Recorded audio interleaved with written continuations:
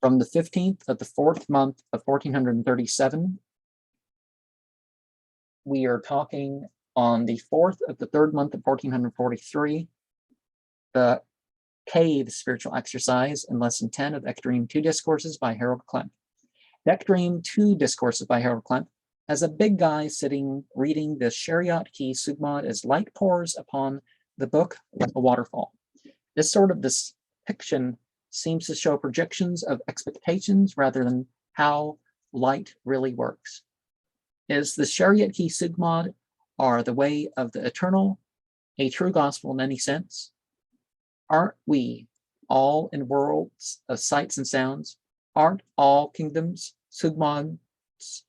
God as a noun. Why would Ek, whatever that is, only be giving certain truths to Chilas or Eckankar initiates? Now, so on the one side, we have the Eckankar rainbow is different from the other rainbow, because the other rainbow, you go into infrared and into ultraviolet. So from violet, you get purple and then blue, and then you get green and, yellow and orange. So there's quite a mix of, because green and, but anyways, huge.